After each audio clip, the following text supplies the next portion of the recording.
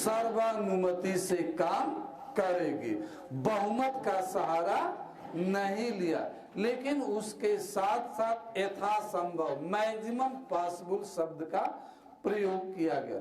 बहुत सारे मुद्दे हो सकते थे जिस पर सबकी सहमति नहीं बन, लेकिन संविधान सभा का यह निर्णय था कि सर्वसम्मति से संविधान सभा काम करेगी। तो आपसे पूछा जाए कि भारतीय संविधान सभा किसकी कार्य प्रणाली क्या थी, तो 2 पॉइंट बताना। अभी 1 पॉइंट हमने बताया कि भारतीय संविधान सभा सर्वसम्मति से कार्य करने का निर्णय लिया, एक था यह सब। दूसरा कहा गया कि भारतीय संविधान सभा समितियों और उप समितियों के माध्यम से काम करेगी। कमेटी एंड सब कमेटी के माध्यम से भारतीय संविधान सभा काम करेगी। अलग अलग विषयों पर अलग अलग कमेटी बनाई गई। कमेटी के अंतर्गत भी सब कमेटी बनाई गई, जिससे कि सभी विषयों पर व्यापक चर्चा हो सके, विचार विमर्श हो गए। अगर सभी विषय पर सभी लोगों को विचार करने के लिए एक साथ अवसर दिया जाता तो संभव नहीं होता कि किसी निष्कर्ष पर हम पहुंच सके। आज भी एक एक्सपर्ट कमेटी बनाई जा रही है, कमीशन बनाया जा रहा है। क्या है? वन नेशन वन इलेक्शन के संदर्भ में पूर्व राष्ट्रपति महामहिम रामनाथ कोविंद की अध्यक्षता में एक कमेटी बनाई गई कि नहीं बनाई गई है? वह कमेटी में पक्ष और विपक्ष दोनों लोगों को रखा। यह अलग बात है कि कांग्रेस अध्यक्ष ने उसमें सम्मिलित होने से इनकार कर दिया या कांग्रेस के रिप्रेजेंटेटिव अधीर चौधरी ने जाने से इनकार कर दिया, लेकिन सरकार ने सबको सम्मिलित करने का निर्णय लिया। कमेटी आज भी काम करती है, पहले भी।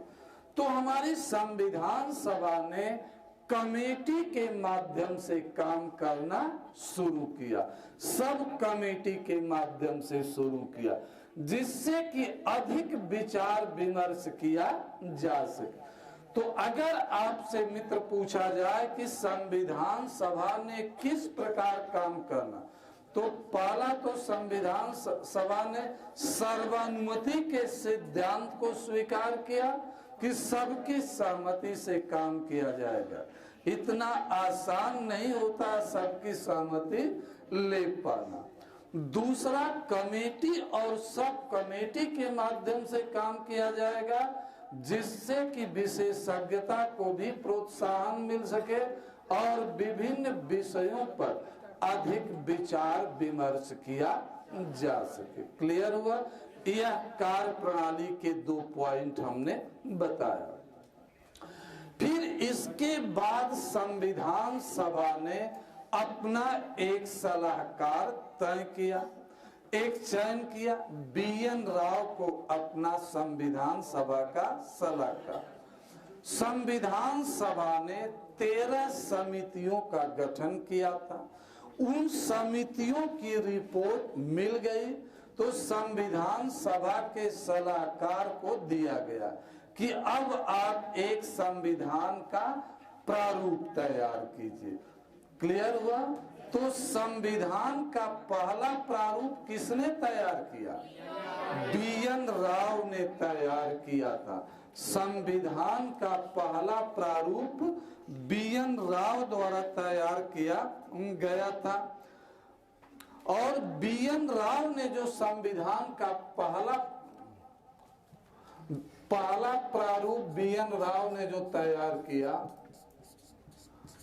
उनमें 240 अनुच्छेद और 13 अनुसूचियां थी। जब संविधान सभा की सभी समितियों की एक रिपोर्ट मिल गई तो उन रिपोर्ट के आधार पर BN राव ने एक संविधान तैयार किया। इसमें कितने अनुच्छेद थे? 240। और अनुसूचियां कितनी थी? 13। आगे अभी लिखना। आपसे प्रश्न पूछा जा कि संविधान का पहला प्रारूप किसने तैयार किया। यहाँ दो प्रश्न बन, प्रश्नों की भाषा पर ध्यान देना। संविधान का पहला प्रारूप किसने तैयार किया, तो बी.एन. राव ने तैयार किया था, जिसमें 240 अनुच्छेद और 13 अनुसूचियां थी। बी.एन. राव ने यह तैयार करके राजेंद्र प्रसाद को सौंप दिया कि आपने और संविधान सभा ने जो मुझे कार्य दिया था, अपने विवेक के आधार पर, बौद्धिक क्षमता के आधार पर मैंने वह काम कर दिया। बी.एन. राव को अनेक देशों के संविधान के बारे में जानकारी थी। वह केवल भारत के संविधान का निर्माण करने में भूमिका नहीं निभाई, बल्कि 1950 के बाद अनेक अफ्रीकी देशों के संविधान के निर्माण में भी उनको आमंत्रित किया गया, उनकी सलाह ली गई। तो जब राजेंद्र प्रसाद को उन्होंने सौंप दिया कि इस पर आगे क्या करना है आप सोचिए, तो राजेंद्र प्रसाद ने प्रारूप समिति को यह दस्तावेज भेज दिया। जो बी.एन. राव ने तैयार किया था उसे किसको दिया गया, प्रारूप समिति को, ड्राफ्ट कमेटी को। संविधान सभा में द्वारा जितनी कमेटियां बनाई गई थी उनमें ड्राफ्ट कमेटी की भूमिका बहुत अधिक महत्वपूर्ण थी। तो ड्राफ्ट कमेटी को रिस्पांसिबिलिटी दी गई कि जो बी.एन. राव द्वारा प्रारूप तैयार किया गया है उस पर विचार विमर्श करिए और इसको अंतिम स्टेज तक ले जाइए। क्लियर हुआ। प्रारूप समिति में 6 सदस्य थे। अंबेडकर साहब उसके चेयरमैन थे। कृष्णा स्वामी अय्यर, गोपाला स्वामी अयंगकर और K M. Munshi, B L. Mittal, D P. Khaitan ये सदस्य के रूप में थे और अंबेडकर साहब क्या थे, उसके अध्यक्ष के रूप में थे। इस समिति को जब यह दायित्व दिया गया और एक सदस्य मोहम्मद सादुल्ला भी थे। इस समिति में निर्दलीय सदस्य के रूप में गोपाला स्वामी अयंगकर को सम्मिलित किया गया था। हमने शुरू में कहा कि यह समिति राष्ट्रीय सरकार के रूप में कार्य कर रही थी, तो इसमें निर्दलीय सदस्य के रूप में अयंगकर साहब भी थे। फिर इसके बाद अन्य कांग्रेस के शुरू में केवल एक सदस्य थे, के.एम. मुंशी थे। बाद में बी.एल. मित्तल ने स्वास्थ्य कारणों से अपने को अलग कर लिया। डी.पी. खेतान की मृत्यु हो गई तो उनके स्थान पर नए सदस्य नियुक्त किए गए। तो आपसे प्रश्न पूछा जाए कि संविधान सभा प्रारूप समिति में कितने सदस्य थे? 6 सदस्य। अध्यक्ष को लेकर 7 थे। अध्यक्ष कौन था? बी.आर. अम्बेडकर साहब थे। और इस संविधान की प्रारूप समिति ने जो पहला प्रारूप समिति द्वारा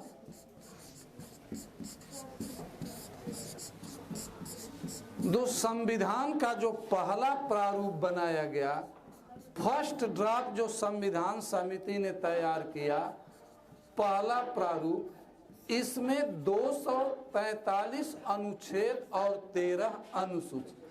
अब बी.एन. राव ने कितना कहा था? 240। इसमें कितने वृद्धि किया? 3 की वृद्धि। यहाँ 2 प्रश्न आपसे पूछा जाए, प्रारूप समिति ने जो पहला प्रारूप बनाया उसमें कितने अनुच्छेद थे? 243। अनुसूची शेड्यूल एज इट इज रखे गए थे, वह 13 यहाँ भी था और 13 यहाँ भी था। प्रारूप समिति द्वारा जो संविधान का प्रारूप बनाया गया उस पर संविधान सभा में विचार विमर्श हुआ और सुझाव आए। इसके बाद प्रारूप समिति ने अपना दूसरा प्रारूप बनाया 21 फरवरी 1948 को। दूसरा प्रारूप जब आया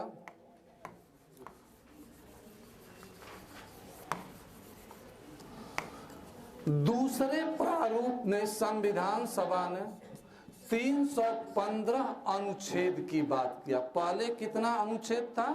243, और दूसरा अनुच्छेद बनाया और 8 अनुसूचियां। अनुसूचियों की संख्या कम की गई, अनुसूचियों को मॉडिफाइड किया गया। तो प्रारूप समिति के पहले प्रारूप में 243 अनुच्छेद थे, 13 अनुसूचियां। दूसरे प्रारूप में 315 अनुच्छेद और 8 अनुसूची। इसके बाद प्रारूप समिति ने जो संविधान का दूसरा प्रारूप संविधान सभा में प्रस्तुत किया, उस पर विचार विमर्श हुआ। अंत में तय किया गया कि संविधान में 395 अनुच्छेद और 8 अनुसूचियां, जो अंतिम रूप से संविधान बना, उसमें कितने अनुच्छेद थे? 395 अनुच्छेद और 8 अनुसूचियां थी। इस संविधान को बनाने में 2 वर्ष 11 माह 18 दिन लगा था। क्लियर हुआ?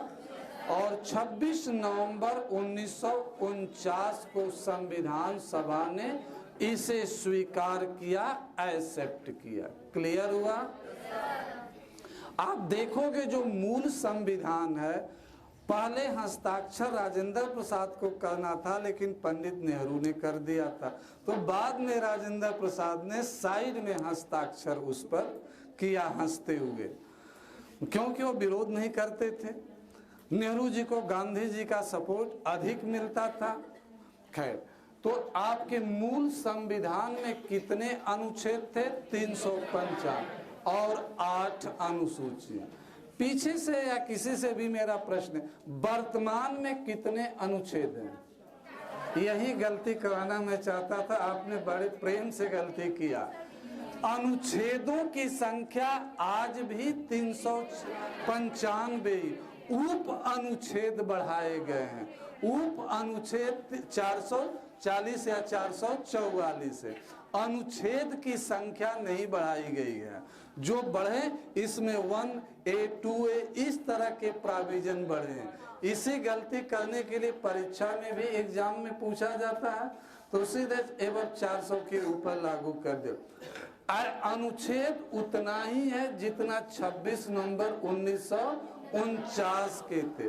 जो बढ़ाए जा रहे हैं सब आर्टिकल बढ़ाई गई है। हाँ, अनुसूचियां पहले 8 थी, आज बढ़ करके 12 हो गई। क्लियर हुआ? अभी तो हमने संविधान सभा की कहानी आपको सुनाया है। ये कहानी आप लोगों ने सुन लिया? यहाँ पर कहानी समझ में आ गई? क्या है घटना? यहाँ कंसेप्ट नहीं था। यहाँ पर जो प्रश्न आपको पूछे जाएंगे वो पीटी में पूछे जाएंगे। केवल पीटी ही पास करना नहीं है, मेंस भी पास करना है, इंटरव्यू देना है। तब थोड़ा मेंस के बारे में भी इससे रिलेटेड कुछ टॉपिक हम डिस्कस करें। मेंस में आपसे पूछा जाएगा, 2 प्रश्न बनता है। क्या संविधान सभा एक प्रतिनिधि मूलक संस्था थी? विवेचना कीजिए। तो आप कहना हाँ, संविधान सभा एक प्रतिनिधि मूलक संस्था थी, क्योंकि संविधान सभा में भौगोलिक आधार पर देखें तो सभी क्षेत्रों को प्रतिनिधित्व दिया गया था। भारत के सभी भूभाग के लोगों का प्रतिनिधित्व, चाहे वह ब्रिटिश भारत के क्षेत्रों या रियासतों के क्षेत्र हों। भारतीय संविधान सभा में सभी जातियों, सभी वर्गों, सभी धर्मों को यथोचित प्रतिनिधित्व मिला था। भारतीय संविधान सभा में उद्योगपति भी थे, व्यापारी भी थे, राजनेता भी थे या एडवोकेट भी थे। तो इस आधार पर भारतीय संविधान सभा प्रतिनिधि मूलक थी। भारतीय संविधान सभा में जेंडर के आधार पर देखा जाए तो महिलाओं का भी चयन किया गया था। तो भारतीय संविधान सभा एक प्रतिनिधि मूलक संविधान संस्था के रूप में काम किया, एक संतुलित प्रतिनिधि मूलक संस्था के रूप में काम किया। तो भारतीय संविधान सभा को प्रतिनिधि मूलक संविधान संस्था कहने में आपको कोई संकोच नहीं होना चाहिए कि भारतीय संविधान सभा एक रिप्रेजेंटेटिव संविधान। यहाँ से आपको पीटी में भी क्वेश्चन होगा, मेंस में। आजकल देख रहे हो छोटे छोटे प्रश्न पूछे जा रहे हैं, कम शब्दों में, 50 शब्दों में, 100 शब्दों में उत्तर लिखिए। तो अगर हमारा प्रश्न हो क्या भारतीय संविधान सभा एक प्रतिनिधि मूलक संस्था थी, 100 शब्दों में इसका आंसर लिखिए। तो अब आप लिख लोगे कि भारतीय संविधान सभा, शुरू में लिखना हाँ भारतीय संविधान सभा एक प्रतिनिधि मूलक संस्था थी। दूसरा प्रश्न पहले भी हमने बताया, भारतीय संविधान सभा की कार्य प्रणाली की विवेचना कीजिए। भारतीय संविधान सभा सर्वानुमति के सिद्धांत पर काम करना शुरू किया। भारतीय संविधान सभा में यह निर्णय लिया गया कि जो भी प्रस्ताव होंगे, जो भी प्रावधान होंगे, यथासंभव सबकी सहमति से उसे स्वीकार किया। अपवाद की स्थिति में हम बहुमत का सहारा लेंगे, बहुमत से निर्णय लेने से बचा जाएगा। फिर सेकेंड पैराग्राफ आना, भारतीय संविधान सभा ने समितियों और उप समितियों के माध्यम से कार्य करना शुरू किया, जिससे कि सभी पहलुओं पर गंभीरता के साथ, विशेषज्ञता के साथ चिंतन मनन किया जा सके। इसका उल्लेखन इन कार्य प्रणाली पर भी 100 शब्दों में आप लिख सकते हैं। तीसरा प्रश्न मुख्य परीक्षा को लेकर बनता, क्या भारतीय संविधान सभा संपूर्ण प्रभुत्व संपन्न संस्था थी या नहीं? ये अभी हमने इस पर डिस्कस नहीं किया। अब इस पर, क्या भारतीय संविधान सभा संपूर्ण प्रभुत्व संस्था थी या नहीं? देखिए, शुरू में भारतीय संविधान सभा को ब्रिटिश सरकार के दिशा निर्देशों के अनुसार काम करना था, लेकिन जब भारत स्वतंत्रता अधिनियम 1947 जून में पारित हो गया, तब भारतीय संविधान सभा क्या हो गई? संपूर्ण प्रभुत्व संपन्न हो गई। पहले यह कहा गया था कि ब्रिटिश सरकार संविधान सभा को भंग भी कर सकती है। संविधान सभा को ब्रिटिश सरकार और ब्रिटिश संसद द्वारा दिए गए दिशा निर्देशों के अनुसार काम करना होगा।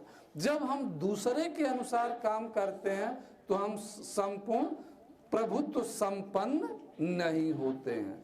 जब हम अपने बारे में, चाहे वो हमारा आंतरिक मामला हो या बाहरी मामला हो, हम पूरी तरह से निर्णय लेने के लिए स्वतंत्र होते हैं, तब हम कहते हैं कि हम संप्रभु।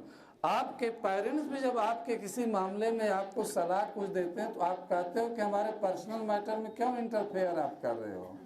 आप क्या हमसे सिद्ध करके हमारी संप्रभुता को क्यों आप बाधित कर रहे हो? कहते हो कि नहीं कहते हो? नहीं कहते हो। चलिए, तो हमने कहा कि जब तक भारत स्वतंत्रता अधिनियम 1947 नहीं बना था, तब तक भारतीय संविधान सभा प्रभुत्व संपन्न नहीं थी। लेकिन उसके बाद क्या हुआ? भारतीय संविधान सभा प्रभुत्व संपन्न हो गई। भारतीय संविधान सभा को यह अधिकार मिल गया कि वह किसी भी रूप में काम कर सकती है। क्लियर हुआ?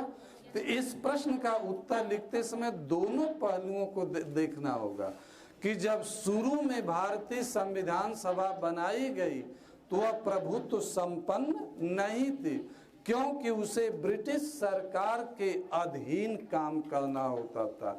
ब्रिटिश सरकार द्वारा तय किए गए दिशा निर्देशों को अनुपालन भी करना पड़ता था। लेकिन जब भारत स्वतंत्रता अधिनियम 1947 जून 1947 में पारित हो गया, तो उसके बाद भारतीय संविधान सभा पूर्ण स्वायत्त संस्था के रूप में काम करने लगी। ब्रिटिश सरकार का उस पर नियंत्रण नहीं रह गया। इसके बाद वह पूर्ण प्रभुत्व संपन्न बन गए। क्लियर हुआ?